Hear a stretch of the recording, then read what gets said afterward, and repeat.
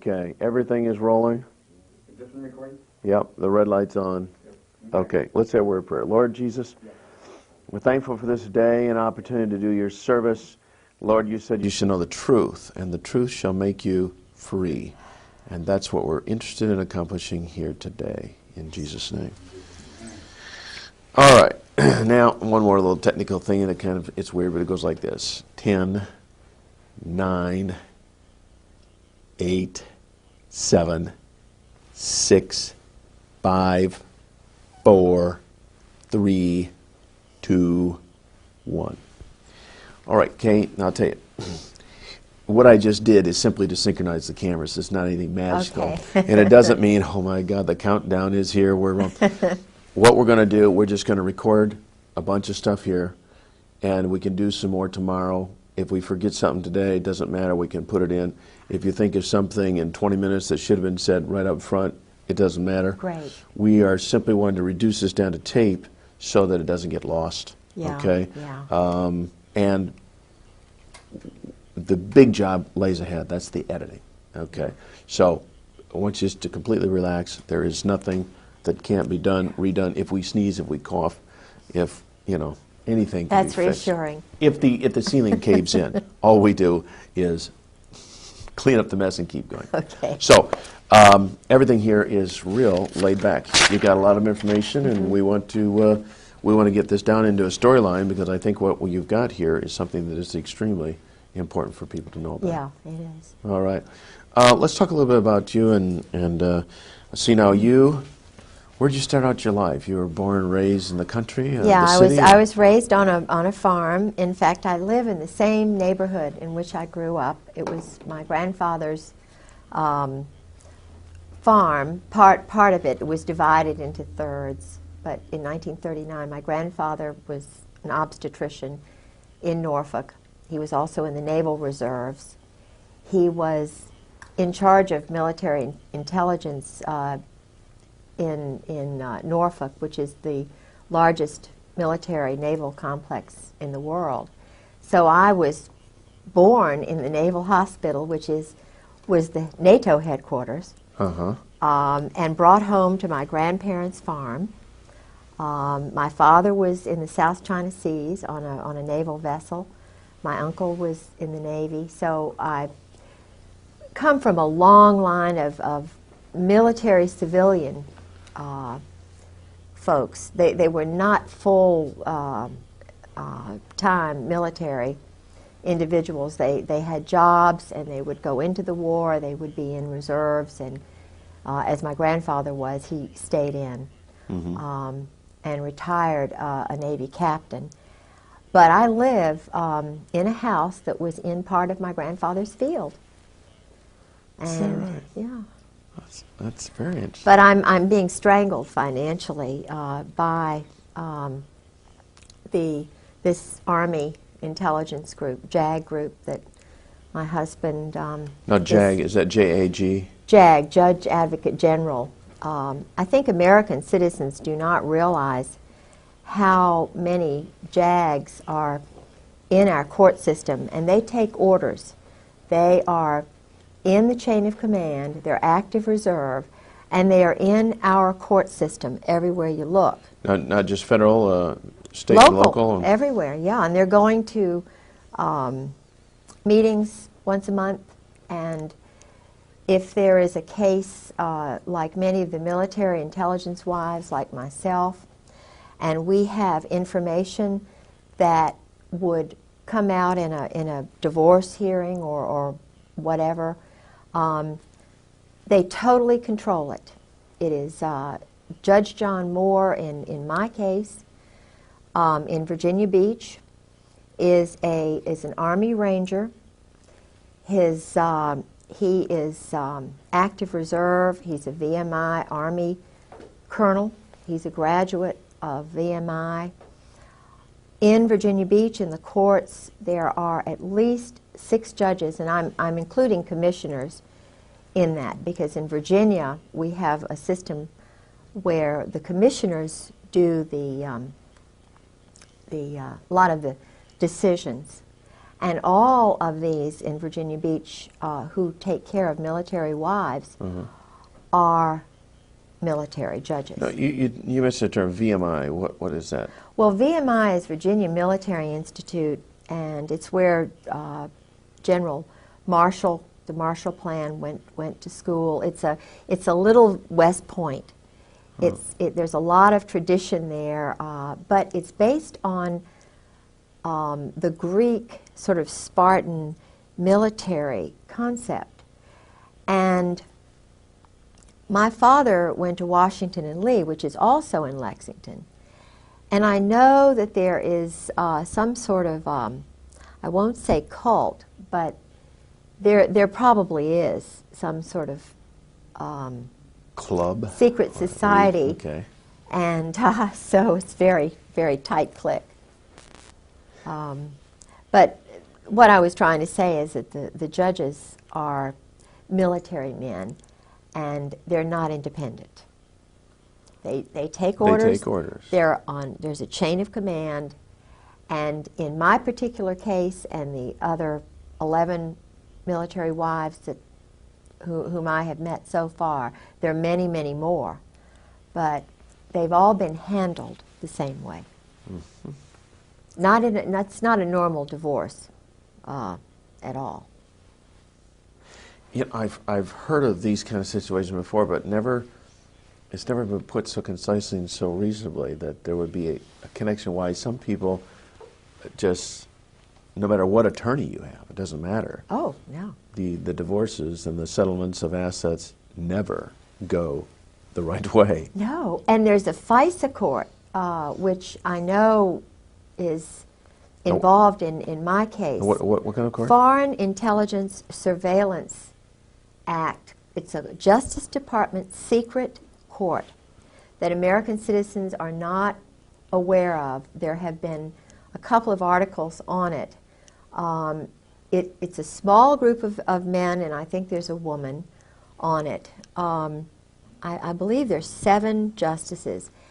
And in reality, the article that I read, which was given to me by Mike Fuller, and I know he would not mind me using his name, he's a government assassin. He was like my husband, a government assassin who did... When you say assassin, you're talking like character assassination or kill people? No, killing people. Okay. He's a mercenary, government mercenary.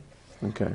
He was in Afghanistan and in Rhodesia, South Africa. And I met him and his wife through Sarah McClendon. He's a real wonderful patriot who is speaking out about what the NATO community and the Army and Marine Corps are doing. And Sarah McClendon, she's an old warhorse, isn't she? Sarah saved my life, literally. Really? Yeah. I had been having break-ins starting the night of March the 4th, after I was calling everywhere to see if I could find my husband. He would, disappear at times. And I found my husband's diary, which I have here, which they have been not anxious to have get out. Uh-huh. No, they meaning? General Sheehan, General Krulak, Marine Corps colonels, generals, Al Gray, Cook, and especially General Joy. Joy. General Jim Joy. Uh-huh. And General Carl Steiner they're evil men. And they are in this diary meeting with my husband almost every day in Beirut. They trained the men in black who killed those people in Waco. It was General Joy and General Steiner. Steiner's army, dirty tricks, special operations. And this is what my husband does for a living, is train mercenaries, young boys from countries like Romania, Cuba, Dominican Republic, Haiti, all these countries. They're training them to be murderers. And the taxpayers' dollars are paying for this. Okay, now they train them just through the normal channels of the military. These kids join the Army or the Marine Corps, and then they select these kids based on some criteria to train them? They psychologically profile them. The profile, which is similar to my husband's and Lee Harvey Oswald's and McVeigh's and some of the others who were all part of this program. Jeffrey Dahmler was profiled and hidden. You know, what most Americans do not know is that all of these men were Jeffrey Army. Dahmer, he has a military background? Of course. They're all Army. Oh, okay. They were all picked out because they're perverted or twisted. Oh. Yeah. Sexually perverted. Sexually perverted and therefore, you know. Yeah. Well, now I don't think McVeigh was perverted the way Dahmler was, but certainly the group that my husband is overseeing are twisted. So part of the criteria, they look for people who have got something in their history that gives them a weird bend. Yeah. Like they were molested when they were a child, Yeah. or they come from dysfunctional families, abuse, whatever. Strong mother, weak father, no father, poor. Because these guys are looking for security, so they will stay in the military and do anything for that security. This was my husband's scenario. My husband and Oswald are just two peas in a pod. Huh. Exactly the same personality, the same type, in the same elite group, I might add, which was doing work with communists and Russians, with Czechoslovakians and with Romanians. I met assassins, I met drug lords, Fahim Kordobawi, whose family were the drug lords in the Bekaa Valley. I mean, he knows the elite of the elite of the elite, and that's why I was warned twice not to talk. And you were warned... I was told that I would be killed. I was told that Your husband warned you about this, or? Oh, my husband warned me early on in it, but he knew that he loved me in the beginning. I'm sure he really did. But he's a robot, my husband, except when he's drinking. And I think that's why he drank, because the first 3 years of marriage, he was telling me everything. And I come from a very strong Protestant Southern culture, which, you know, when you're talking about shooting people like ducks, the only thing I can relate it to is my brothers going duck hunting, and that's what George would tell me it was like. Killing is just, you know, it's nothing. There's no emotion involved. You just get rid of somebody. And he said he was an existentialist and that these murders were necessary, and, you know, it very matter of fact. And I'd sort of go, yep, and we'd be eating dinner, and I was trying to get him to know Christ, you know, to sort of understand a little bit about my background and America's background. But his group they are not Christians. They're what he calls existentialist, and they study German Clausewitz and Nietzsche, Sartre, Camus, Montesquieu. And his thesis at Princeton, which was written for him by a very good friend of his named Todeve, who was a French count, and his thesis was on this. And it was, supposedly it was in French, but my French is better than his. So he could not have written that by himself. I know that. I know it was written for him. But in the intelligence world, and in the communist world, and the world that my husband was in, one had to know French because all of the terrorist trainers and the guys who were funding all the guerrillas and everything were in Paris and New Orleans. They would go back and forth. Still, the 4th Marines is out of New Orleans. And that's been going on a long time, ever since Disraeli, even before, I think. But they had hit squads and, you know, undercover groups in New Orleans. And George would go to New Orleans, all the Marines. I mean, this is where they train, do terrorist training, Lake Pontchartrain and places like that. Okay, and then this would be during the 1980s? Yeah, 1980s. Okay. From the I think New Orleans has been a school for a place where debauchery and murder and cults and flourished. yeah. Well, there's a New Orleans connection with the JF Kennedy assassination. Well, you see, Oswald, my husband and Oswald were in the same club. General Jim Joy is in that club. General Louis Buell, who is my husband's benefactor, or whatever you want to call it, is in that club. There is a, in fact, I've got the name of, there are Russians in that club. Yeah, feel free to grab any reference materials. Yeah. You've got her. What I want to tell you about General Al Gray, my husband was the chief of staff for General Al Gray, who was the commandant of the Marine Corps. And I probably shouldn't say this on the tape, and you all can get rid of it, but he's a homosexual. Gray. Gray. Okay. He's what they call a cherry Marine. Now, I'm not anti, I'm trying to find my, I hope I've got it. Yeah, here it is. This Vietnam term, cherry Marine, Cherry is that Marine. that's a common phrase in the military? See, the thing is, you know, they're guys and they're girls, and I just came from such a real prudish culture. Yeah. You know. That's fine. You came from a normal culture.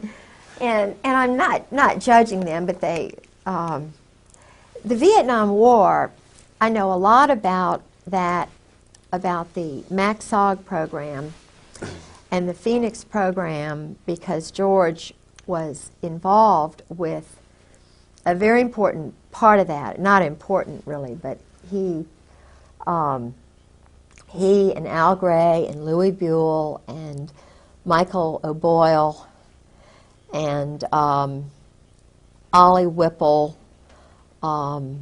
were.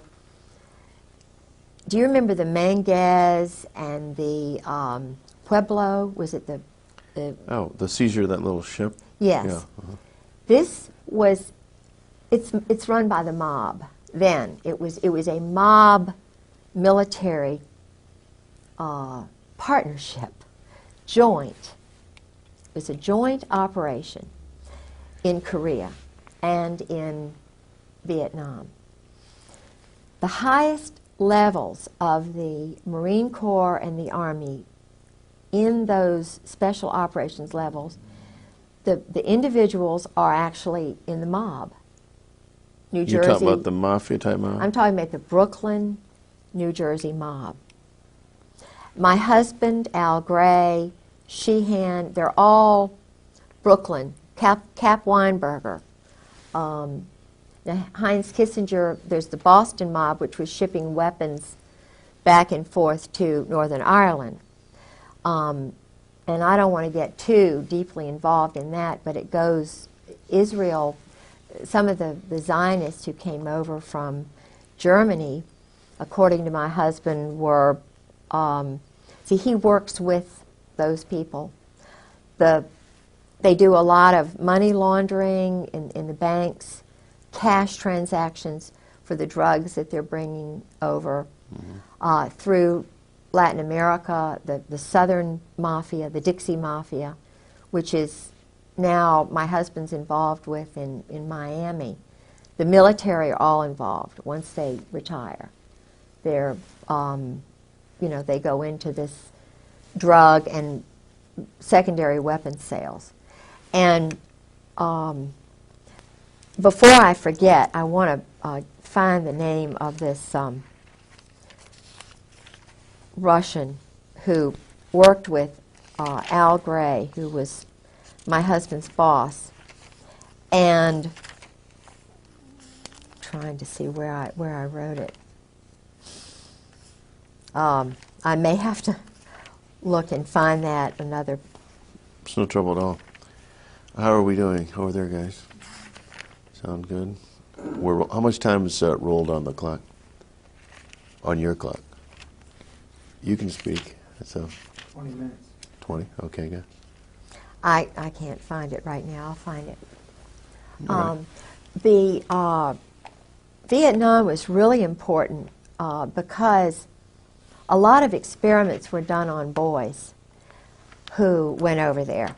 Mm-hmm. I had, since my husband disappeared, and since they have been psychologically trying to destroy me, financially trying to destroy me, because I'm telling the truth.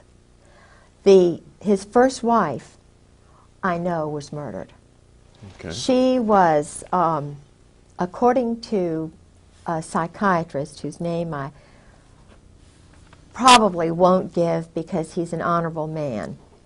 I was given permission before I went public with Sarah McClendon at the press club anonymously, but they knew who I was on the 3rd of July, 1996, was when I came out with a small group of people. But before that time, they were trying to handle me, to try and get me to be quiet. They tried threatening me and so forth.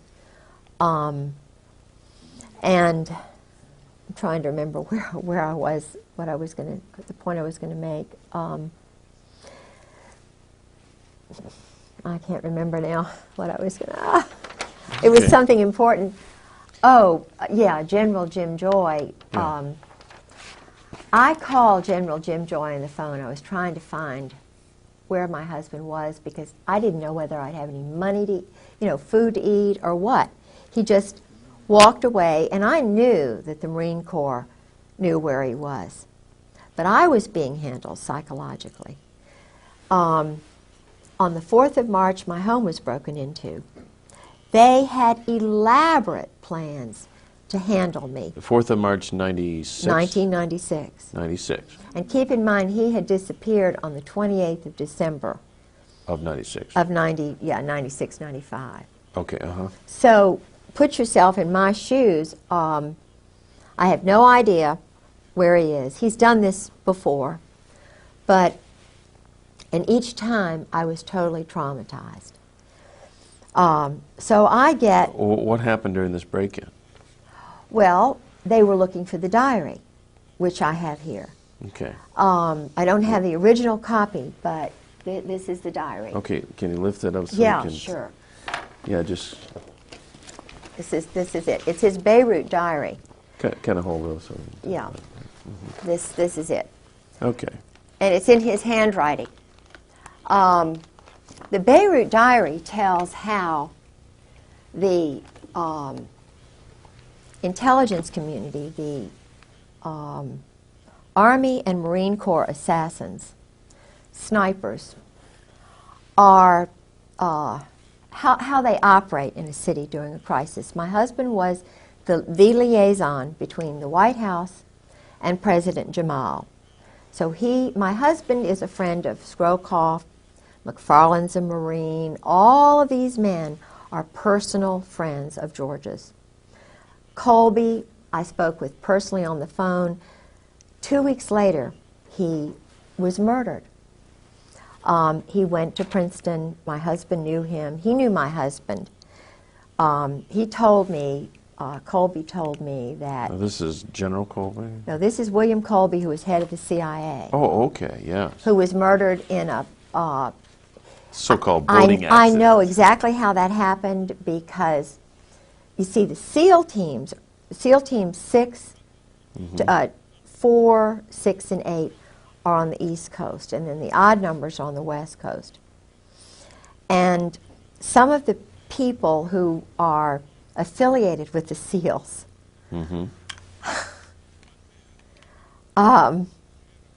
I shouldn't say that. I'm not going to say it. But well, it wouldn't be hard for a SEAL to come from underwater and tip the boat over and make sure the man's dead, that sort of thing? the Israelis train with the SEALs. They do a lot of wet ops, murders, over here because of some sort of arrangement. The young boys, I met 3 young assassins on a bus, going up back and forth to Sarah as I went on the bus because they were sabotaging my car so often. So I sat next to 2 young assassins, one from Romania, one from Haiti.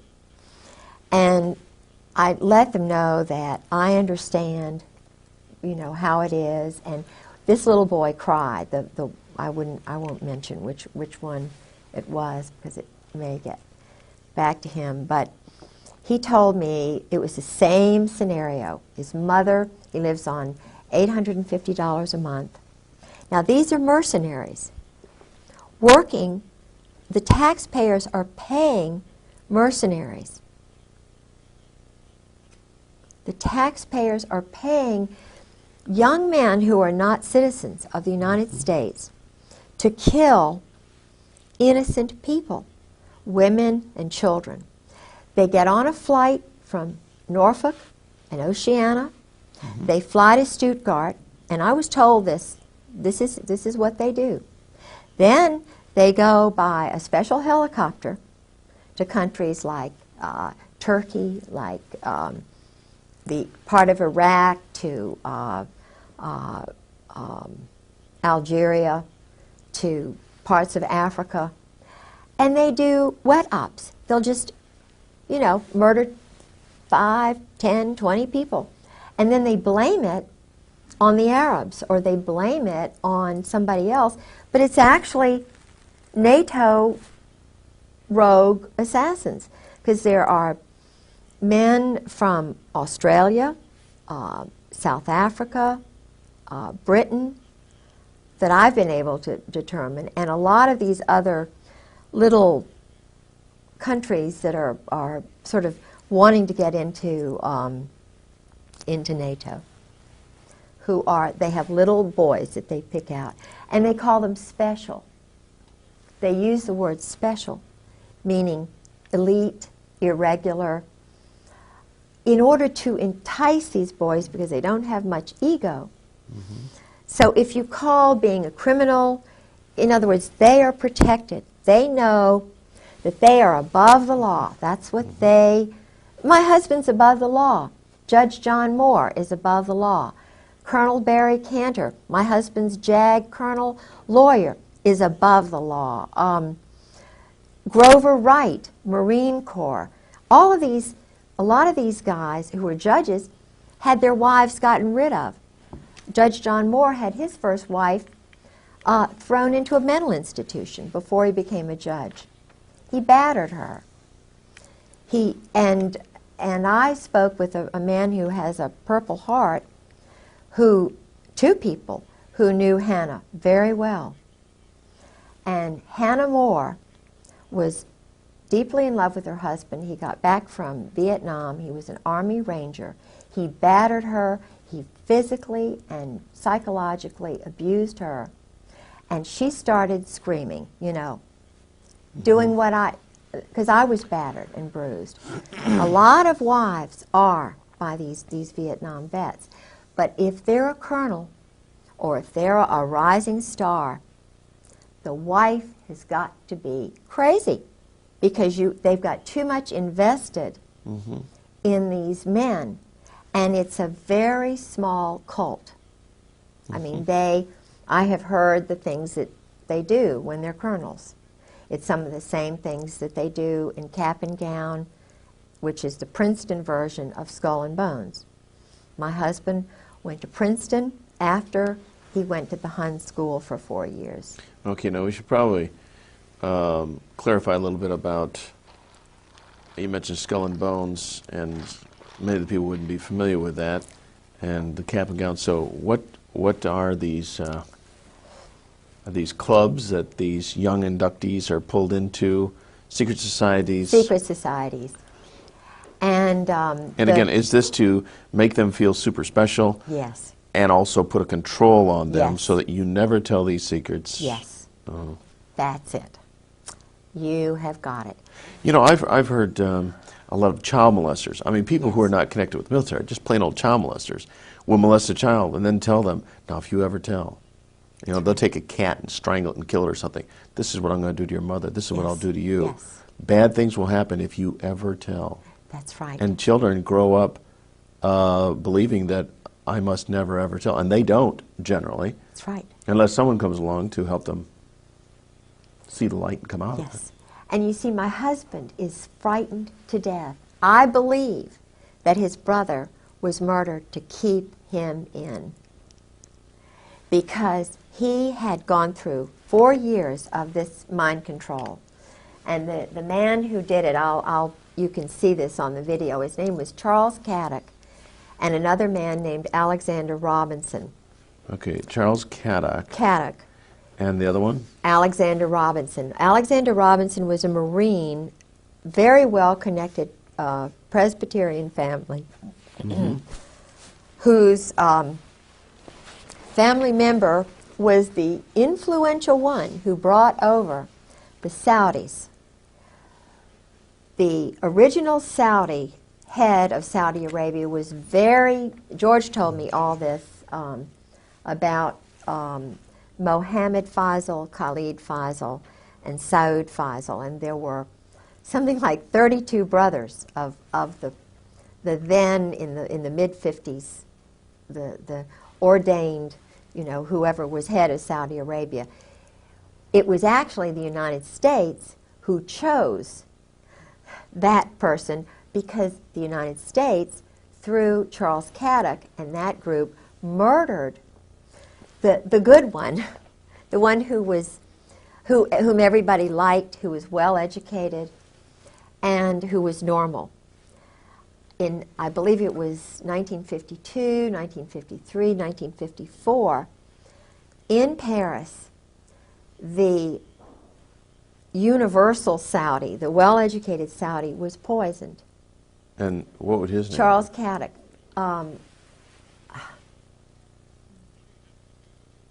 I don't suppose it's all that important, but anyway. I'm trying to remember. I think it was Fahim,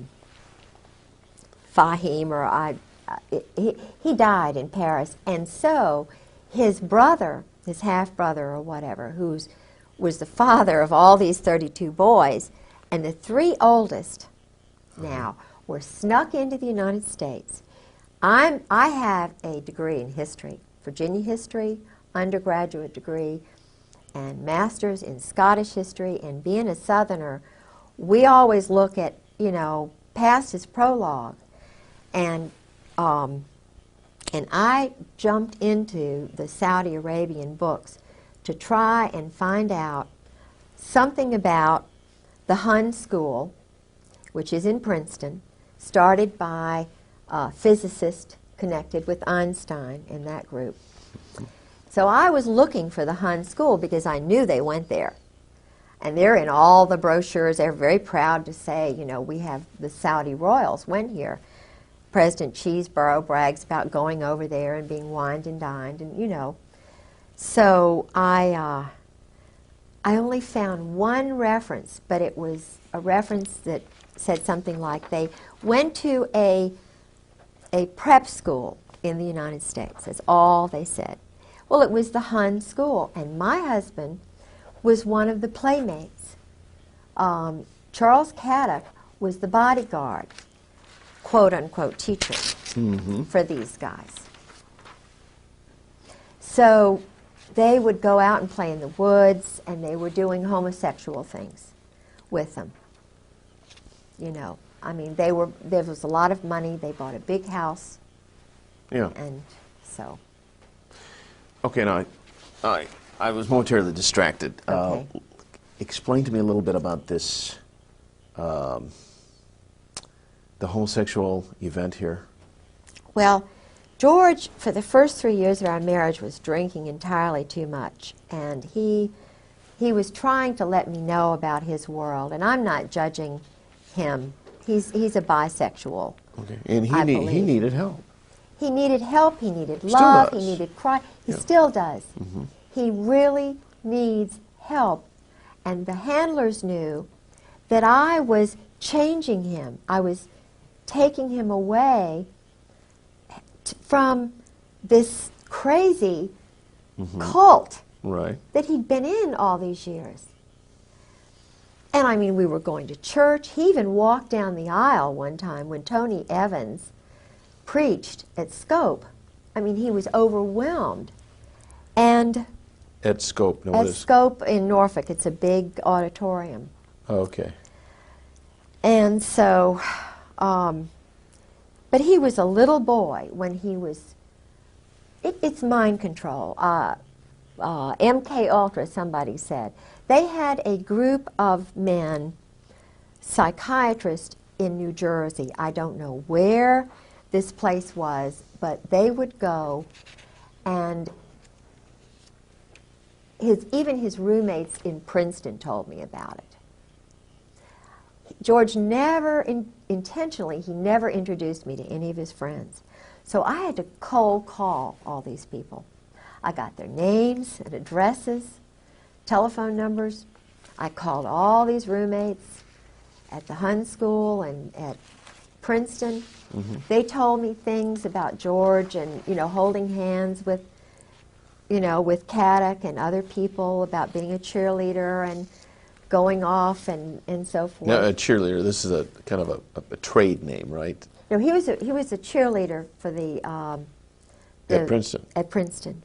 Oh, And he okay. traveled with the football team. Okay. And here is a guy like that. They put him in the Marine Corps. I don't think that was very nice. Do you know what I'm saying? It was hard for him.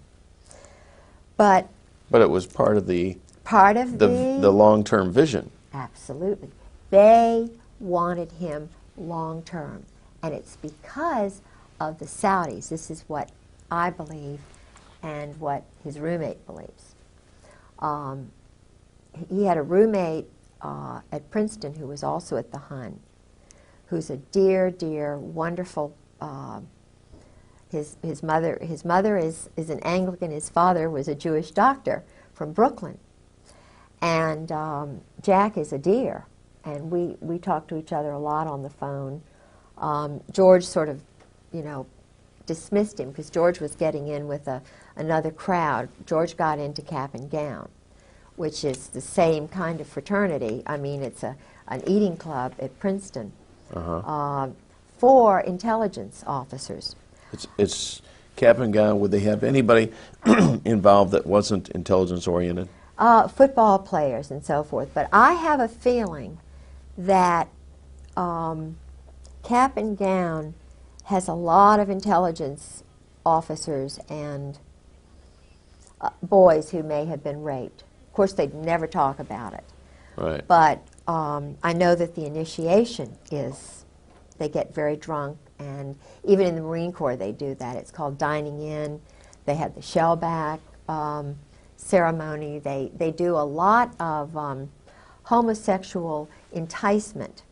The boys are, when they come in, when they're new recruits, they strip them nude, they violate their personal parts. There's a lot of that is going on. What about even now? Tailhook?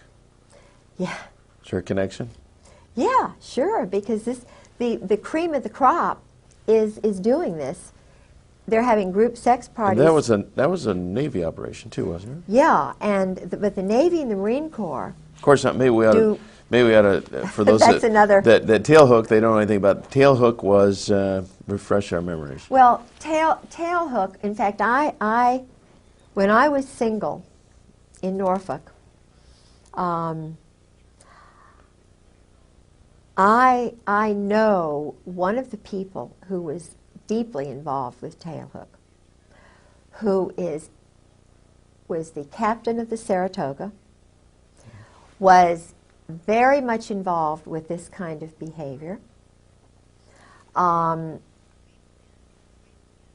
And I know a lot about the, see, I never thought about group sex. This is so awful for me to contemplate that these orgies are going on all over the Mediterranean, that the captains, lieutenants, the men who rise to the top are the ones who are picked to play the games, the pool parties, the nude pool parties. And they have secretaries who come in. I've talked to 3 guys, and of course my husband, who went to these parties.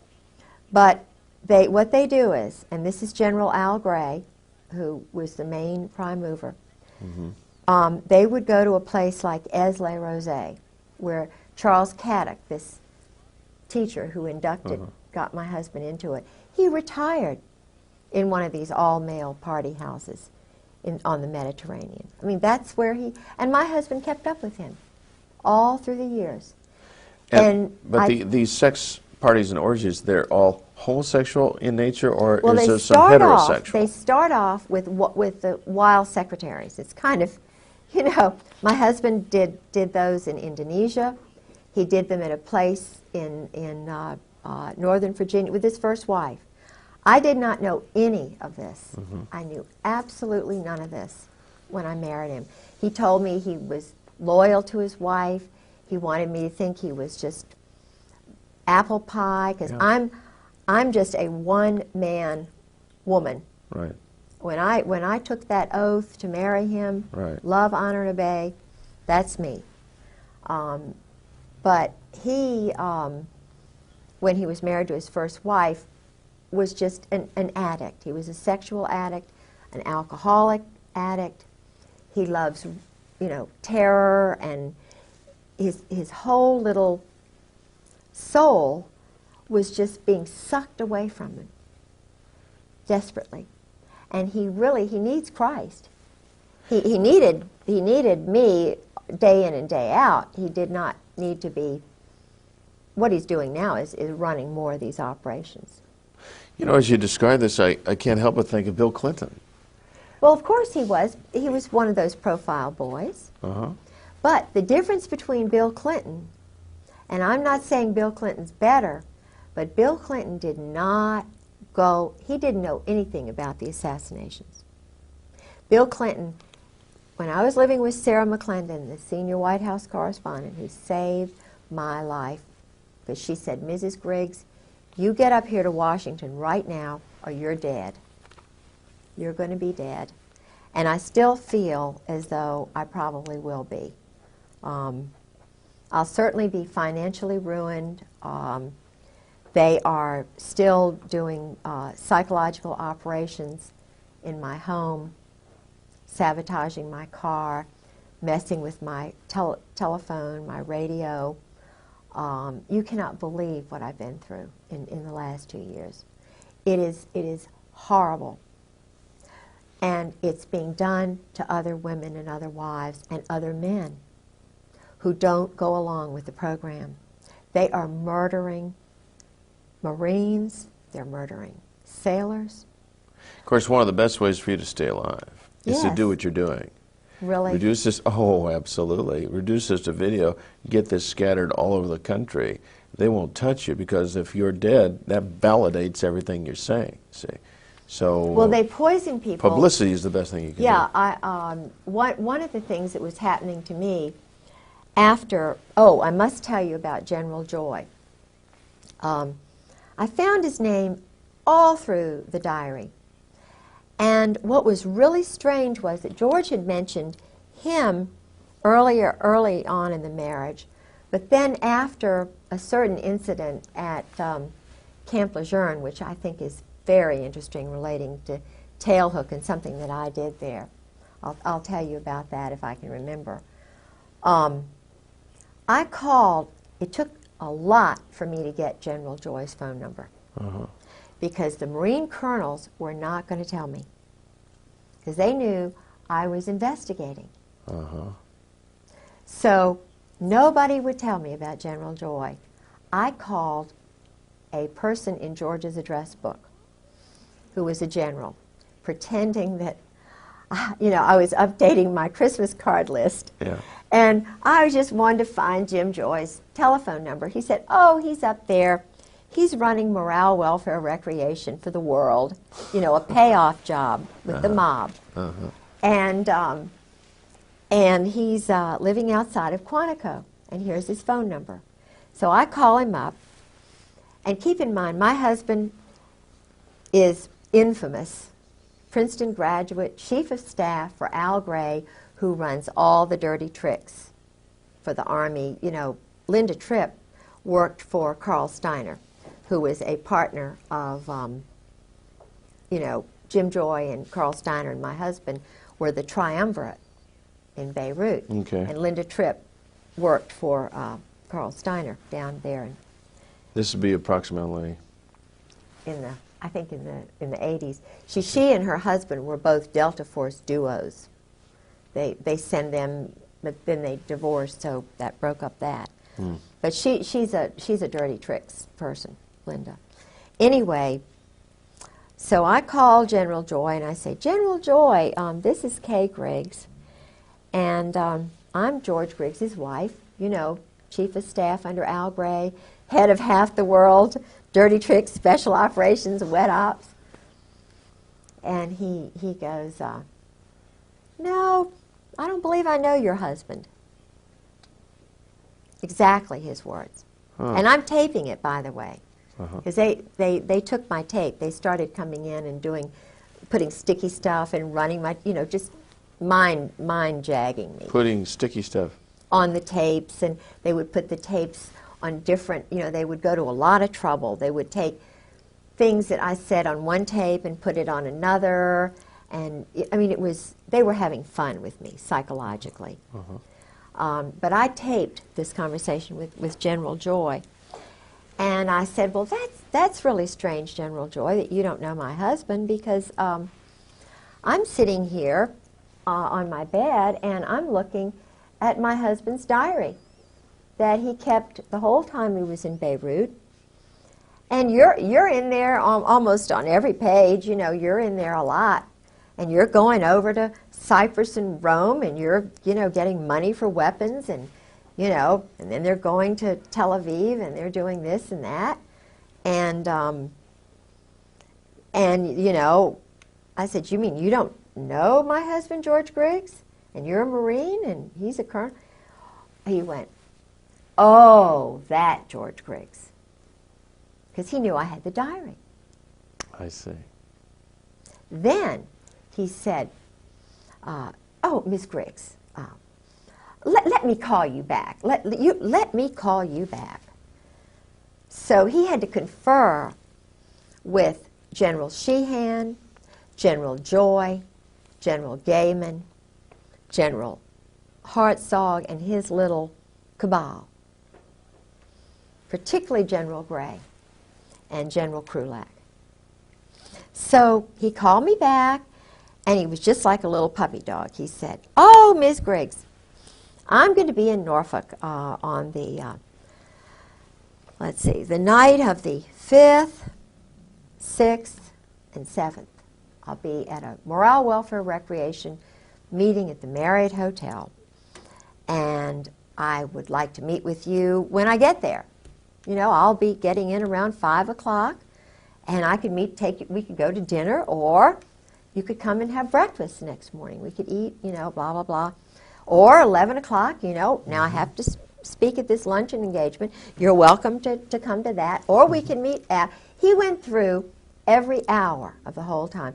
He could not have been more insistent about meeting me if he'd been my father, my birthday or something. And so you did meet. I did. But I was afraid of him because I knew he was an assassin. Joy. General Jim Joy, the one who got Noriega out of Panama. He and Sheehan, the one who was behind the whole operation in Panama. This is a powerful guy. He and Carl Steiner, Mutt and Jeff. Waco, they trained all the guys in Waco who went and did what they did to David Koresh. They're the ones behind all the black helicopters and Sheehan. They're the ones, you know, doing all the stuff down there at Kathy McDaniels, down at, you know, in Fort Polk, Fort Hood. Something new on me. Kathy Daniels? Kathy McDaniels had a little talk show. She's a wife of the daughter of the mayor down there at Fort Polk. Okay. The little town outside of Fort Polk. And there were a lot of unusual things happening. And because she was talking about it, excuse me, they took her radio show off the air. And they tried to, it's a long story, but anyway, so General Joy, I got in contact with the NCIS. That's Fort Polk in Louisiana. Yeah. Uh-huh. Yeah. But I met with the NCIS guy and a Marine that I just met cold call because I was kind of worried about what would happen to me, you know, meeting him. So may I go to the ladies' room? Certainly. Matter of fact, Steve suggested that we break. I've had to sort of go to the late. That's why I've been sort of antsy. Steve suggests we break at 5 after, and I think it's a good idea. Let's break and we'll pick up right where we're. Right.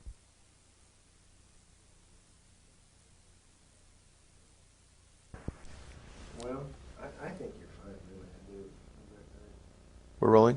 Is this one rolling? All 3 cameras rolling right now. They are rolling. Good. Yep. Everybody check in. All right. Here we go. Okay, now Steve, come on over here and take a quick glance at the at this monitor. Notice how she's framed here. Does mine correspond about the same? Oh, okay, I see what you're saying. Oh. I gotta take a better look. Oh. So that we cut back and forth, we are. Okay, I see what you're saying. Actually, yours is like you say. Yours is a little bit tighter. Okay, just take it wide. You want this one in a little tighter? No, no. Okay. Mm-mm.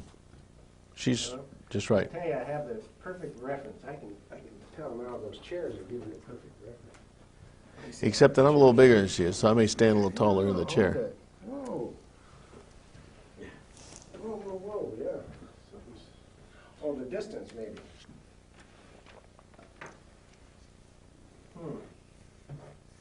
You know, it's just, I'm just going to hold what she says. Okay, yeah, we don't have to split hairs over it. Okay, we're rolling. 10, 9, 8, 7, 6, 5, 4, 3, 2, 1. Ignition. We have liftoff. We're rolling. This is part number 2 of this interview. All right. Now, we have discussed just a little bit of a recap here. All right, a little bit about your background, about the psychological profile that these guys look for. Let's see, we've discussed the diary. We've discussed Kaddock and Alexander Robinson. Couldn't read my writing. Thank you. And I have a picture of Kaddock. yes, I noted that. We're going to inject that. We'll inject. In fact, we should have a little session here where we just go through pictures at the tail end of this. Yeah. Picture. We discussed tail hook and. You know what tail hook means, don't you? No, what is tail hook? Uh-oh. I got a feeling. Yeah. Is it a homosexual reference? Yeah, sure. Really? Sure. Did you know that, Sure. Steve? Isn't it something? Yeah. And the average person on the street has no idea. No. You know, it's like Watergate. Well, the Watergate Hotel, that makes sense. And tail hook probably is some reference to, you know what I honestly thought it was? When you refuel a jet or something. It is. But you look, see, the planes look like this. Because, see, I was told this by Jerry Unruh. And Jerry Unruh was a captain when I met him. We were just partying. You know, I had a group of gals, and we were all school friends. And everybody hung around this place called Poppy's in Virginia Beach. It was the place in the mid-'80s when I was at the Virginia Center for World Trade. Well, Jerry was in there. He's an intelligence operative with Scrowcroft, Crow, you know, this whole McFarlane, Ed Wilson, who's a really good friend of my husband's, who's a really bad guy. Anyway, they're all some of them are doing this Rush River Lodge thing, you know, which Angleton was doing, where Woodward would go to these big orgy parties. And George went to a few of those.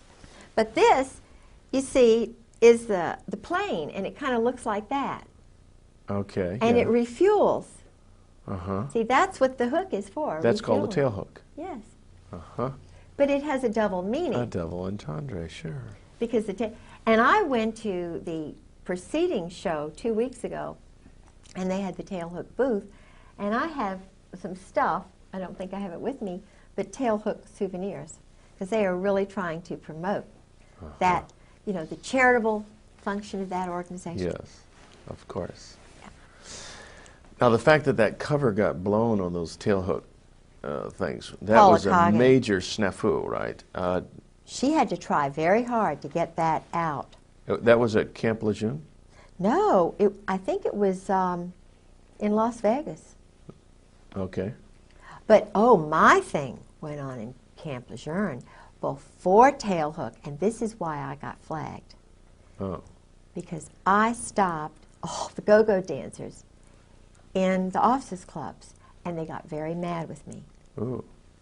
I can tell you that story. It's true. Yeah, but why, you didn't realize what you were doing at the time? No, I was just incensed, you know, that they would allow topless women, young girls, in the officers' club dining room while I was trying to eat late one night. And George says, well, you know, you just have to get used to it. If you think this is anything, you ought to see what goes on in Okinawa. Well, this was 91, 90, it was before tailhook. And the Lord is always with me. Sometimes I don't know where he is, but this particular night, it was about 9 o'clock, and I was starving. And I was really mad because his reaction wasn't, I'm sorry, this is offensive, do you want to go in town to eat or something? He didn't do that. He attacked me. It was a chance to educate me the way they were educated. I see. Get used to it, bitch. You know, Yeah. Excuse my French. That's right. But that's really what he was trying to do. Well, they were all young married officers. Now, I worked at the chamber, and this is taxpayer money. This looks bad. They had, you know, wedding bands on. And one of the guys, two of the guys goes out with one of the girls. So I'm going, after having said, don't you see anything wrong with this picture? And getting no background. I thought, oh, boy, I've got a camera in my pocketbook. I am going to see Marty and Oogie, my old roommate from St. Mary's little Episcopal Junior College in Raleigh, North Carolina. And I said, whoa, little Lucille Ball comes out. And I just kind of grabbed that little camera with the flash, and I get me 3 little flashes of scattering people. So Just light. because the camera's going off? Yes. So that said to me, it proved to him, God, truth is light, light is truth. You know, hey, this isn't, I mean, God proved it. I didn't do it. I didn't argue. I just took pictures, they scattered. Then what happened? What happened to the pictures? Well, he tried to grab my camera, He, my husband. right. But there were still some men in there, you see, and 2 of the girls. And they were looking at me like, you are, the girls were probably thinking, oh, you know, but the guys, they saw older colonel, chief of staff here, wife. It was bad from the perspective of me being a wife, witnessing this, being ordered to shut up. So I took the camera when he wanted to grab it from me, and I went like this. I mean, it was real battle time, major. My brother was a championship wrestler, you know, and I don't know anything about holes, but I knew this was self-preservation time. And I just said, well, I'm going to the ladies' room, huh? Yeah. So I went to the ladies' room, and I hid the darn thing. And he wanted to know where it was. We had a major battle. But the end thing that happened was I wrote a nice letter, found out the name of the manager of the club, because I knew protocol. I knew you can't go and just really mess everybody up. And I sent a letter saying, is this normal to have it, to the club manager. But I sent copies of the pictures and the letter to the wife of the general commander of the base and the wife of the commandant. Oh, man. You wanted to get in trouble. With the pictures. Uh-huh. No, I mean, Or you thought you were gonna, helping the wives. Yeah. The wives, at this point, no doubt, are privy to all this stuff, right? Yeah. See, I thought in the real world, this is what you do. Somebody. But what happened was I went home, and the wives were meeting there, and I told them what I had done, and Carol and Millis said, oh, no, you didn't do that, did you? George won't get promoted. You know, he was trying to make general. But Louis Buell had already died. He wouldn't have made general anyway because of Sue. I already found out about that. But I didn't know that at the time. So, but Charlotte Moore, whose family are better educated, and she's kind of the leader of the pack because she's more rational than the rest of the wives. She said, Kay, thank you very much. We appreciate what you did for us. And then all the rest of them kind of, you know, they're like little puppets too. But then I found out from Brooks West that I was flagged. That General Gray had me marked as a troublemaker. Gotcha. So after that, no more stories while he's drinking. You know, it was a very, he was having to balance them and me.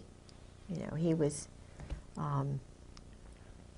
I think he was challenged by me because he, you know, he knew that I was a free spirit. He didn't understand Christ. He didn't understand what my boundaries are, but because he was a little bit intimidated by my sense of freedom and my, you know, openness, which comes from a complete understanding of where Christ is in my life, you know, and I follow in his footsteps, but I'm a free spirit because I'm created independently, as we all are, and my husband never had that ability to be free from the time he was a teenager. Because early on he was made captive to these other matters, the homosexual encounters and the shame that brings and the control.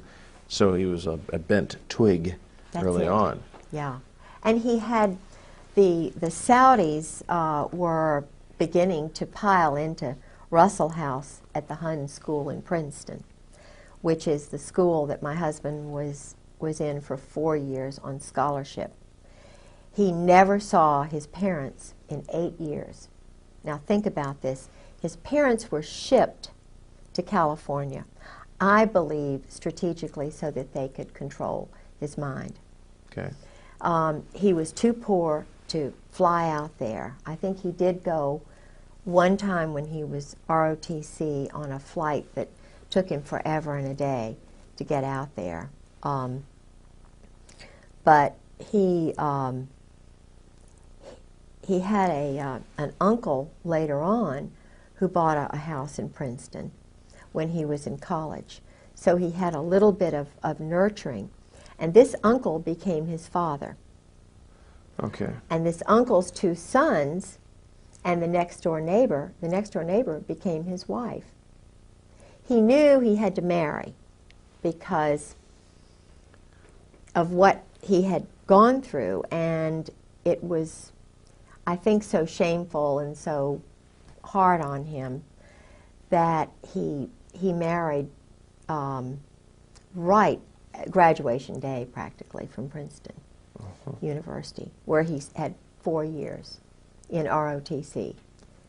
And he was in the Cap and Gown Club, which, as I mentioned before, is an intelligence sort of football kind of scholarship club.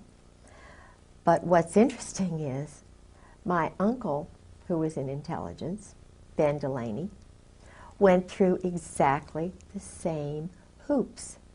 I was thinking, you know, when I met my husband, this is, and it probably was God in many ways, but I thought, isn't it amazing that Uncle Ben, who was the football quarterback star for Princeton, the one year they won the whole national thing, he was, he went to the Hun school.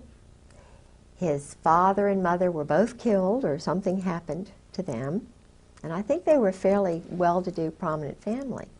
He was handsome, wonderful, just a neat man. So he went on scholarship to the Hun. And then, and he went in, it was crew and all these other things.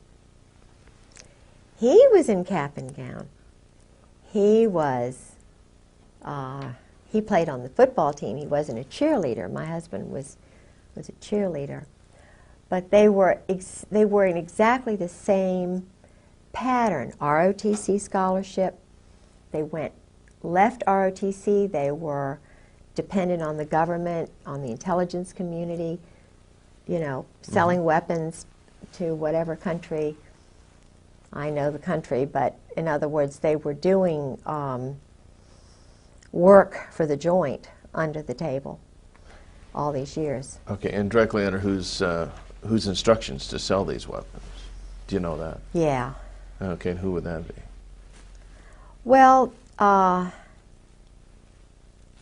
it's the Israeli Zionist group in New York. Mossad? No. Well, what would they yeah, call but themselves? everybody thinks Mossad, like they think CIA is just a bogus sort of thing. It's really Army intelligence that does just about everything. They run a lot of the psychological profiling, which is done at Quantico with the FBI. It's all a very small group. Harvard professors connected with, you know, the Tavistock and Dar es Salaam, and there's a sexual perversion group in Vienna and one in Colorado. I think that little girl was part of that experiment, you know, who was John murdered. Benet Ramsey? Yeah, yeah, because I had some. Well, you know, that raises an interesting point, because here's a high-profile murder that goes nowhere. No investigation, nobody's pinned. It just goes on and on and on. The parents are involved in that program. But somebody higher High up level. is protecting them. Absolutely. And the same thing that you're describing about the military. Sure. If you're in the clique, you can get away with murder. Yeah, absolutely. Absolutely. Murder, literally murder. And I had a group of visitors. I used to be set up by the State Department, my husband, who had power in the State Department through both Caspar Weinberger and well, his whole crowd. I mean, Caspar Weinberger, George Bush, Colby, Casey. My husband was in that clique. He was in the Princeton Marine Corps clique. Rob, Warner, you know. You're talking about Senator Rob. Yeah, they're and all Warner. Marines. Pat Robertson, all 4th Marines.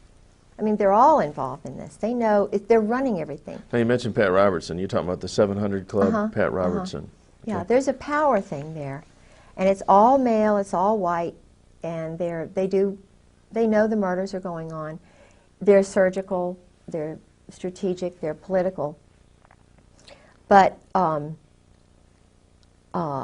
I was going to tell you is I was used because I was the most gullible in high school. And I'm very, very spiritual, and I love people. So, and I was driven to meet all these people from all over the world for some reason. So they would feed me people because they knew I would react. It's kind of like Monica and Bill. I think they put Monica in there to have something on Bill. That's my own feeling. Sarah McClendon feels the same way because... And Linda Tripp was there to guide the situation. Absolutely. Of course. Linda Tripp was Delta Force. Linda Tripp was trained by Carl Steiner, who's in the diary with my husband. Carl Steiner is called a snake, and he tried to trip up Schwarzkopf. I mean, he was trying to take the whole Iraqi thing over because they had been baiting, you know, using the Israeli rogues in Turkey. They were having little zigzag wars. It's all to sell weapons. It's all about weapon sales. It's all about drugs. It's all about funny money. Making money. Of course.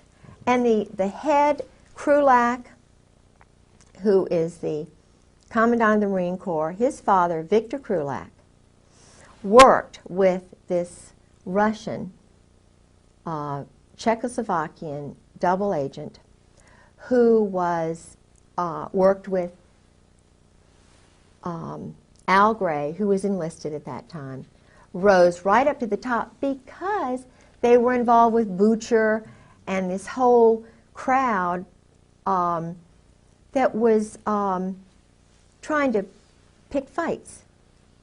And they were not, they were Army and Navy together, joint. And George kept saying, George calls them the members of the firm. He calls them the members of the firm. I've heard the Brotherhood. They're very close. And it's a small group, and it's very hierarchical. I had Caspar Weinberger's bodyguard farm me when I was at Sarah McClendon's. Now, farm you. Yeah, that's Means a term that they use. Where they cultivate? They well, not cultivate, but just want to find out kind of, they're doing profiling on me. Women are hard to profile because we're very easy. We're very easy if you understand women. And I think they need more women in human intelligence because we'd solve a lot of these problems like overpopulation or whatever it is very quickly. Because we're the ones who teach the men how to talk, how to communicate. We think on 20 levels at once. You know, we're very spiritual, we're very practical, all at the same time. And they make mistakes by pegging women as crazy when really they're very anxious to solve problems. They're just very frustrated to see a lot of wacko things going on that don't need to be going on, but the guys don't see it. So with my husband and so forth, I was used. They profiled me. They knew I loved international people because I'd already demonstrated that. And there was a group of sexual psychiatrists from Vienna who came over. I have pictures of them. I was their escort. George was already gone, and I was intrigued that they were still sending me people. Okay, now you referred to them as sexual psychologists? Yeah, there's a whole range of psychiatrists who study perversion, sexual perversion. Harvard, Yale, Johns Hopkins, and this Colorado group. Dar es Salaam, where they train the black African terrorists. They train them in interrogation. They train the JAGs in interrogation methods and so forth. And a lot of these guys got their experience in Vietnam. Intentionally, they took these little boys. That's what they're doing in Bosnia right now. They're training future leaders in perversion. They have a school. The British have a school that George was working with in Indonesia for a year. My husband was setting up there was already a program on East Timor, a little place there in the mountains, that had been set up by the Australians during World War II. It was involved, I think, with Burma and, you know, some of the killings that were going on in China and so forth.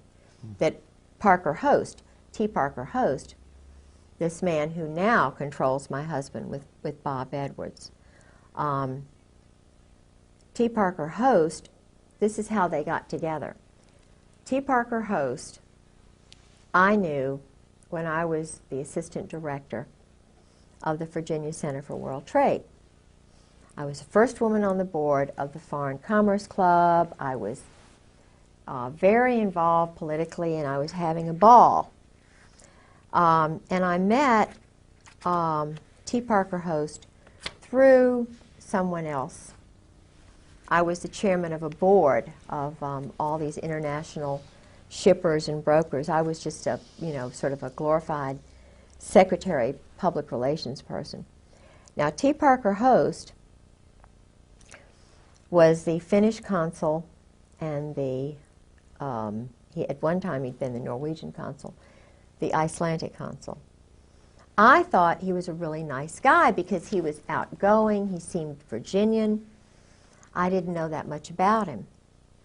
But it turns out he has one shipping agency when I meet him in '85.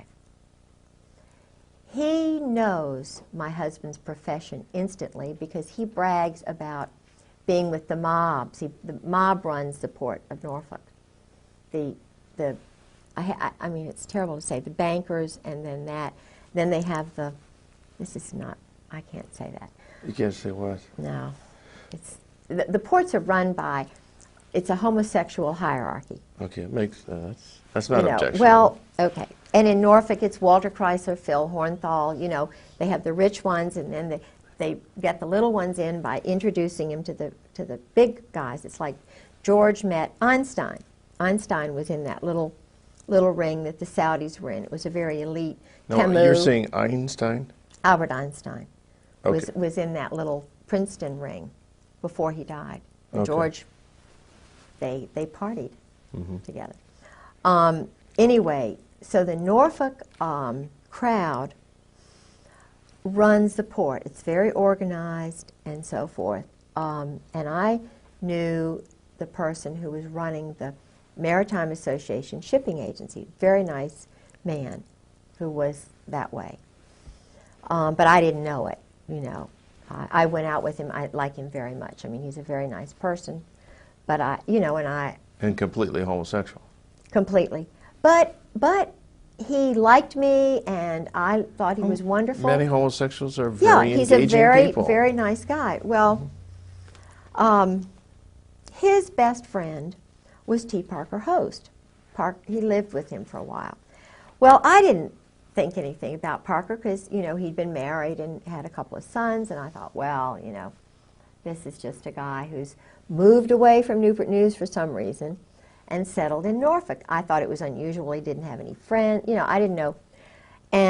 But it wasn't because of that. It was because Parker had some questionable associations with mob figures, with assassins. He was in the Burma Special Operations Command. He liked living a dangerous life, and he bragged about it to others. My husband and he gravitated to one another. And I thought it was wonderful because my husband didn't seem to have any friends. So I sort of fixed him up with Parker. Well, Parker's the one who did me in, Parker plotted, and it's a long story, but basically, and this sounds petty, but I wouldn't go out with him. And I'm not saying I did anything that was, it's just that he wasn't my type. Obviously. Well, I mean, but he just was, he's boorish, he's loud, he's kind of rude. So you're saying even just in a social context? Yeah. So what happened was, because my husband is so close to Bush and McFarland and Scrowcroft and all these guys, Parker starts getting in with my husband's friends and cultivating them. And he goes from having one shipping agency to dotted all over the place. He goes from being a Democrat in petty little Virginia politics and being the Icelandic Finnish consul to having big shipping deals going through Iceland and Finland. and Norway. And my husband's setting up deals in Moss, Norway, which I was the president of the Sister City Association. I was being used while while they were setting up, you know, shipment places, transshipment places. I mean, I was witnessing all of this, and it all came back to me, just boom, like that. But Parker, it was so interesting. We had a hearing. I had a hearing with my husband. That very day, George Bush was in town. My husband was in town. My home was broken into while I was in court. Very strategically, I was called by a Marine colonel named Jack, who is very involved with the maritime shipping business, and he knew that I know a lot about that.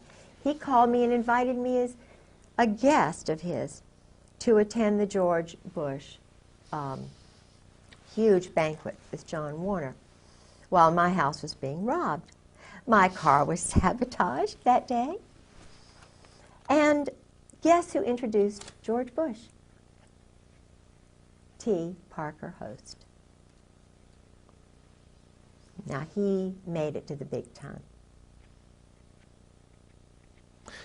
You know, Alexander Haig is another one. You can help yourself to any coffee, Thank anything you. you want there. Yeah, he's a friend. Alexander Haig, he rose from nothing to top dog just overnight. That's because he's in the club. Oh, of course he's in the club. Now, how he's in the club, you see. Now, all these guys. Henry Kissinger, Heinz Kissinger. Oh, I have a story. This. Oh, we all suspect Henry's a queer. Oh, but yeah, I have a first-hand story from Bob, who was there in Cambodia with Heinz. Okay, you call him Heinz. Henry. Yeah, okay. Heinz. His real name is Heinz Kissinger.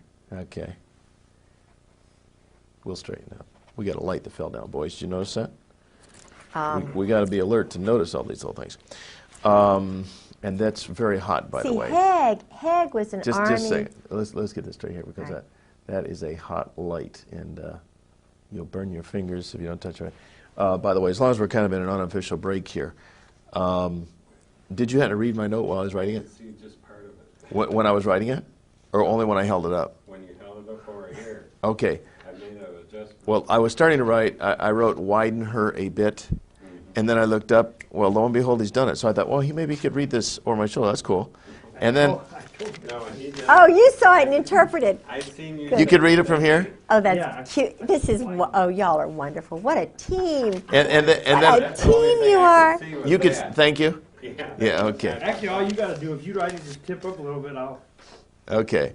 Because the thing of it, when she's illustrating something and using her hands, well then seize on that and open it up so that we don't lose the lower part of her hands. You know, not far enough down to where, you know, strategically we get out of focus, but just, that's cool. All right, we're back, and this is good. Let's go back to... See, we want to talk about Henry Kissinger, but also I introduced the idea about George Bush. 3, 2, 1. Now, so George Bush, I mean, all these people rise up through the ranks, the same club. Right. No wonder, you know, I saw a little TV clip one time where a reporter was asking George Bush and others about the Order of the Skull and Bones. All these guys were shocked that somebody even mentioned the term, and they just would not discuss it at all. Right. And the reporter said, I understand that as part of the oath you don't discuss it. And George just flat out said, it's just not to be discussed. And that was the end of the subject. Now, that's because, I mean, if this really got out, that these guys are all inducted because they've got some kind of homosexual Right. thing on them. Indoctrination. I mean, or induction. They Yeah. have to do that. Yeah. They do that. Yeah. In Even a if, coffin. And it's even now coming into the military totally. The chiefs do that. They put them in the coffin. They do the bowling ball trick. okay, you're going to explain this. What happens when you get in the coffin? Why do you get in a coffin? Oh, they get, when you get your eagles, that's a German thing. Okay. You know, it's what the German high command did, and most of them, you know, had the boyfriends and stuff, the Krupps and all of that. It is a German thing that they say goes back to Greece, and it's all the male Marine-looking men that they do it with. See? So now the chiefs have to do that. What they do is they get, George said it's like a zoo. They get everybody really drunk, and they sometimes call it dining in. Shellback is another time that they do it. Not everybody does it, but the ones who do it, if they're young, they get right up to the top. It's a Okay, well, what actually do they do? They've got a coffin, they get anal inside this... sex. Oh, that they do. They put them in the coffin and they do things. Okay, they perform things on each other. Yeah, while they're all around there going drunk. And I see. So there's a guy in the coffin. yeah, and he's the one who Is the recipient of all the acts. right, right. Yeah. Probably safe to conclude these are oral sex acts on this guy or something like Yeah, that. Okay. yeah, oral and anal, whatever. Yeah. But But what's the significance of the coffin? I don't know. It's the mystique But- about the skull But and bones what's and death. interesting is now the young SEALs, Delta Force, the ones who go from Army to BUDS, the BUDS training SEALs, Buds is the emerging SEAL group, Oh, I see. They're budding SEALs. budding SEALs. I see. And they have to break into houses. Their training exercise is to break into civilians' houses For practice. for practice. They broke into my house. When George and I were first married, I had many underwear. You know, this is terrible to say, but lingerie. I had lots of, I didn't buy much, but it all disappeared. And then when the psyching was beginning, I had white blouses, but they would all have black dots on them. I'd say, George, here's another blouse with a black dot. It was just a little message. This was somebody's message, Or I would, after George left, it was batteries in a drawer. You can't tell the police I opened up a drawer where I had 6 batteries and now I've got 50 batteries. They're going to say, well, of course you're crazy, And I started my little sob with a screwdriver. And, I was always looking around for screwdrivers. Well, one day I come home and there are about 12 screwdrivers on the table, neatly placed. Well, you can't call the police and say, I've got 12 screwdrivers, You can't tell people that you've got black dots on all your white blouses. Your shoes are disappearing. And then, this is really, I called the police the first break-in, which was the night of March the 4th, the night before I went to see General Joy at the Marriott. Yeah. Well, I had already called the police when I was battered because I was just bruises. I made O.J.'s wife look like Marilyn Monroe. I mean, you talk about.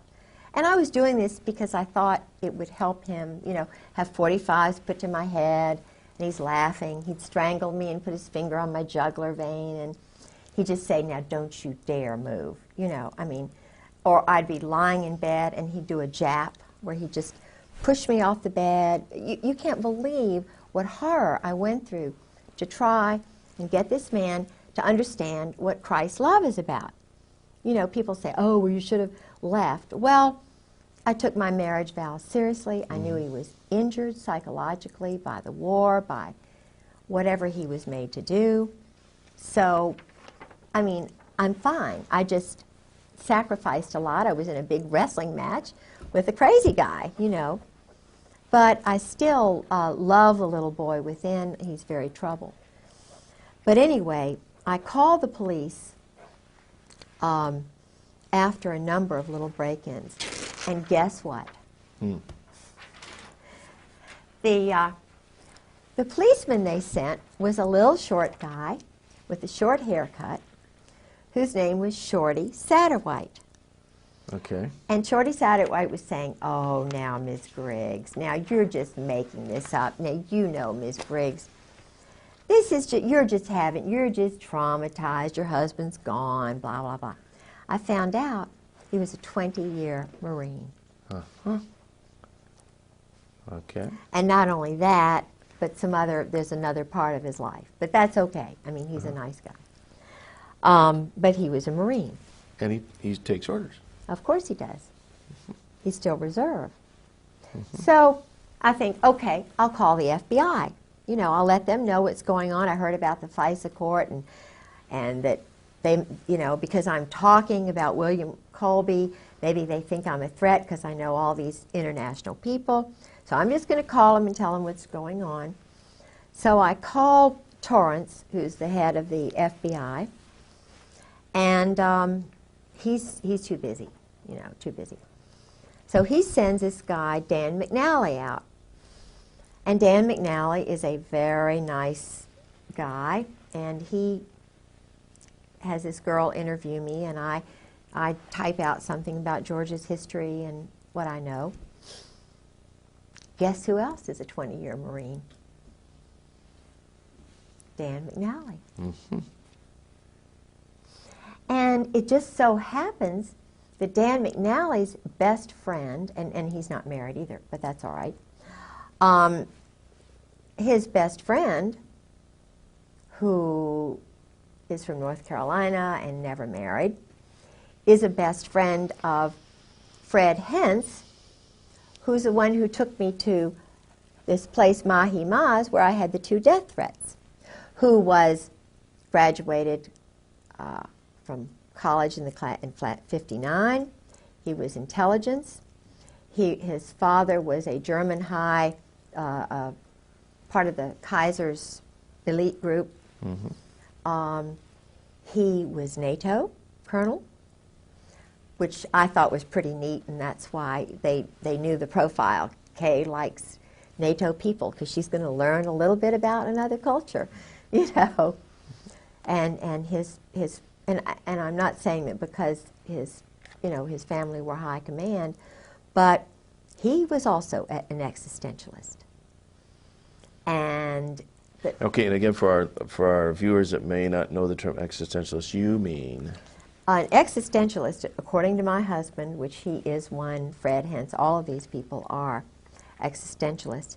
They believe in doing whatever it takes. It doesn't matter what the law says. Mm-hmm. They will do anything necessary to get what they want politically Okay. and economically and whatever. In other words, killing a leader, killing 5 people, killing 20 people, according to George, is a lot better than war. This is the way they rationalize it. You didn't used to kill women and children in war when the British Army, when they were pure kind of, you didn't go out and kill. I think Dresden, they did do some of that, but that was Walt Whitman Rostow and his crowd. And he's a very dangerous man because Walt Whitman Rostow is a communist. Okay, and in what capacity is he? Oh, he was one of the wise men in Kennedy's administration. I think he was probably responsible for the movement that got Kennedy murdered. I believe it was an Israeli group which did it with some of these rogues. Okay, now when you mentioned wise men, is this an insider term? Wise men, yeah. Kennedy's wise men were guys like, the Harvard crowd. And he was trying to bring them in to change things around a lot. Uh-huh. Walt Whitman Rostow was the one who got us into the Vietnam War because he wanted to sell the weapons and stuff. He and Victor Krulak, who is the present commandant's father, Krulak was his lackey. Walt Whitman Rostow's lackey. Walt Whitman Rostow went with Taylor, General Taylor, and wrote the report that got us into the Vietnam War.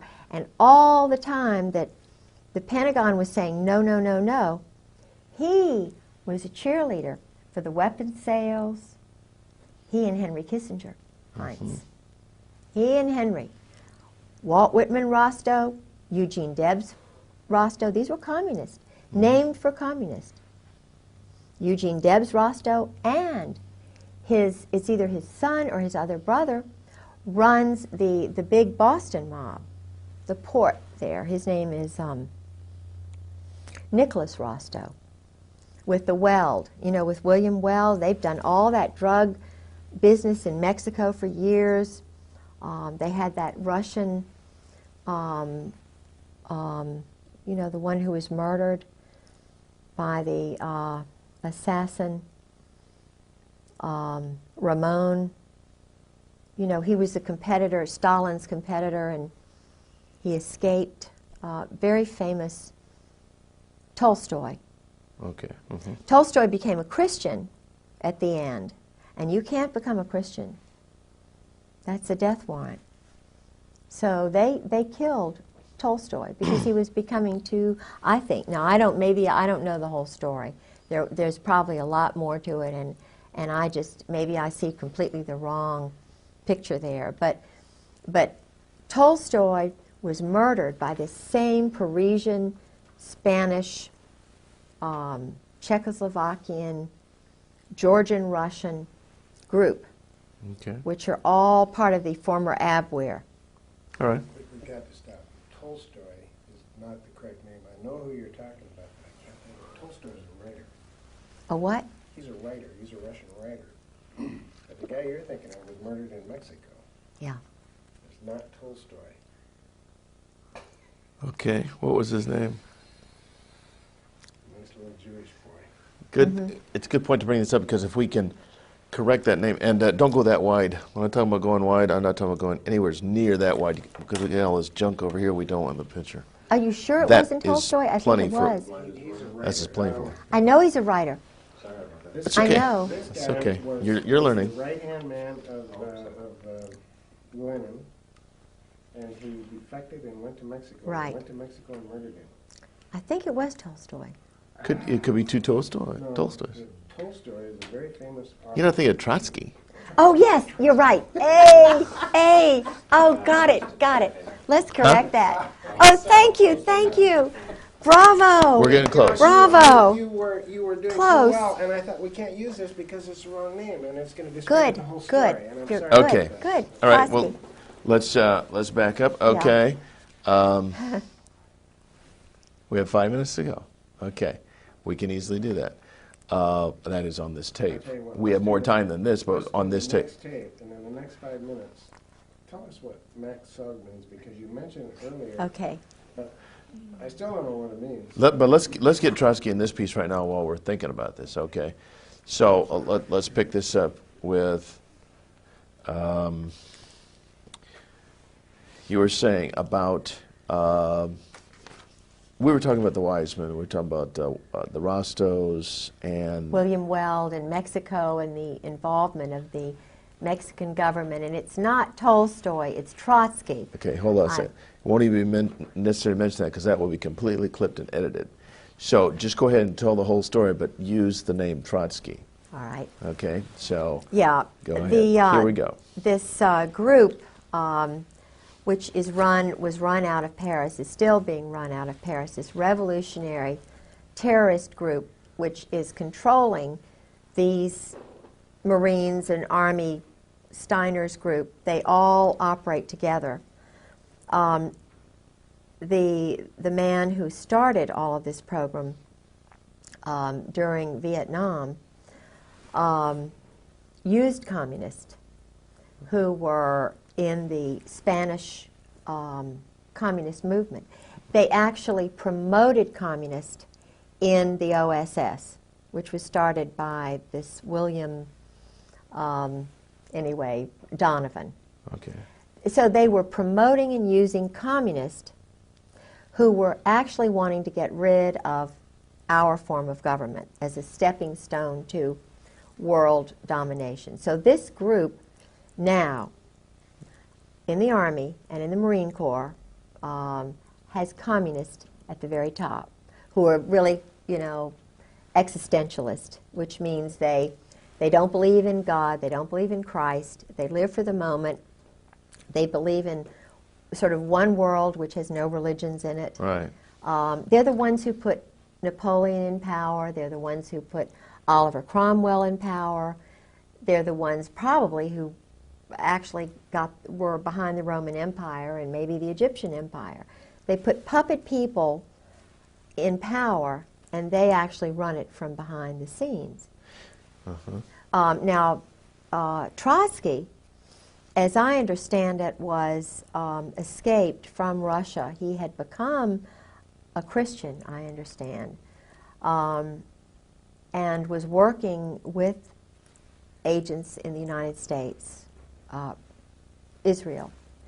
And he was considered a threat. So he had to be silenced, killed. There's an excellent book which I have called The Mind of an Assassin, which is about the background of Trotsky's assassin, a young man named Ramon, who was trained, he was Soviet paid, I think he had experience in Spain. They organized it in Paris, I believe. And of course, up to the present time, there have been assassins operating out of Rome, Milan in particular, Naples, and Paris. And these are all anarchists, all mob related. They use mob funding. And of course, drug money to pay for the weapons, which are brand new weapons. The Bosnia Bazaar, this is the reason we had the war in Bosnia. The war in Bosnia is simply a stage to train assassins, to be a market for brand new weapons, to be a marketplace so that the drug money can be used. And the Army runs the whole show. It's totally run by the Army. The CIA is a bogus thing. You know, it's Training and Doctrine Command. It's NATO. It's SHAPE. Supreme Headquarters, Allied Powers Europe, started by Eisenhower. It's a totally independent corporation. Its main function is to sell weapons and launder money. You're talking about CIA? No, No, I'm talking no. about SHAPE. SHAPE. Okay. CIA is kind of bogus. I mean, That's it's just there. a trade name for the media Oh, it's to use. confuse us. It's just to get us off the track. It's all being done by Army people who are now joint, because the word joint comes from the group that brought over a lot, and a lot of good people came over, but they came over illegally to kind of escape Nazi Germany and stuff. I don't know that much about it, but I do know that the funding organization, one of the funding organizations was out of New York, and it was called the Joint. And Meyer Lansky, see, our mob, the organized crime, the Jewish Kabbalist group, who don't believe in God really, well, they do. They look at God as a Kabbalah kind of thing, and the opposite of good is bad, and they have to get rid of all the good people and kill them, and then you know, I mean, they really do this. They're killing people who are good on purpose, and they get brownie points with their little cult. But this funding group in New York, they would pay for passports which were illegal, and in fact, my grandfather was involved with that. That's how I know so much about it, because my grandfather was told to keep silent and not to tell anybody, but of course he told my grandmother, and my grandmother told me, and I've told my children. Everybody knows they brought in probably more than 200,000 Nazi soldiers and SS and, you know, wacko scientists and psychologists, and all of them, most of them, had the German disease, you know, because it was their culture. The German disease? Yeah, the German disease is what the Pink Triangle boys were. Colonel Ron Ray writes about this. He's a Marine colonel who's a Christian who's writing about the Cherry Marines, the homosexuality in the group sex orgies and so forth. which brought down the German government because Naples, which is where all of the Navy is doing their playing. I mean, today in Naples, these orgies are going on. It was where Krupp, the weapons manufacturer, used to take the German high command, and they would go into the Isle, on the Isle of Capri, into the Blue Grotto. And they would have big orchestras, and they'd bring in little boys, little Italian boys, who would be raped. They'd give them trinkets. And, of course, the mothers gradually found out, and just like me, it was one thing when there was just one of me. Now there are a lot more of us wives who are talking and telling truth. And it took those Italian women went to newspapers. In Italy, they wouldn't listen. But when they went to the wives of these guys in Germany, it brought it all out. It brought the German government down because they were duplicitous in it, you know.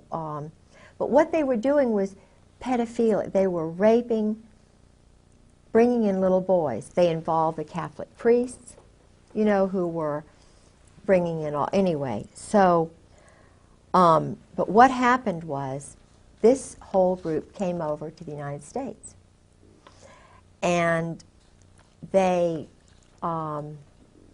it's an old culture, but it is the reason there are a lot of things going on with children these days. Mm-hmm.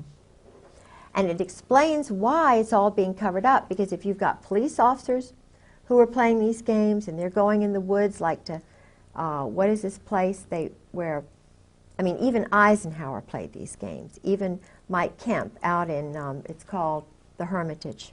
The Hermitage. In California, where they all run, they get drunk and they run around nude in the woods and stuff. Bohemian Grove kind of That's thing. it, Bohemian Grove.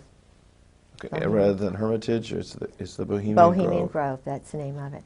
Uh-huh. My brain's tired. That's okay. And the one in, there was a big one in Washington called Rush River Lodge, where they used to all go, and there are lots of places now. But the problem, as I see it, is that I think they're trying to destroy America and the basic Protestant Christian culture, because where you have a militaristic society, which is where the rules are only for those people, and keep in mind that Meyer Lansky and Luciano, Lucky Luciano, and the other man, they chose to go to Italy. Luciano went to Milan. He wasn't banished to Naples and Milan. The two top mob families went there because of the weapons industry. They're selling weapons. I mean, that's what the military is doing. It's totally controlled by the mob. Look at this. Weinberger was General Douglas MacArthur's. He spied on MacArthur in Korea. Who was MacArthur's nemesis? Albatross. It was none other than little old intelligence. I'm going to tell every move you make. Weinberger. Young, but he did it. He brought down MacArthur. Every move MacArthur was going to make, he broadcast it through the chaplain, his little intelligence network. And he got brownie points with the group because he brought down the big lion. When you get rid of a big lion like that, you get a big job. You've done good work.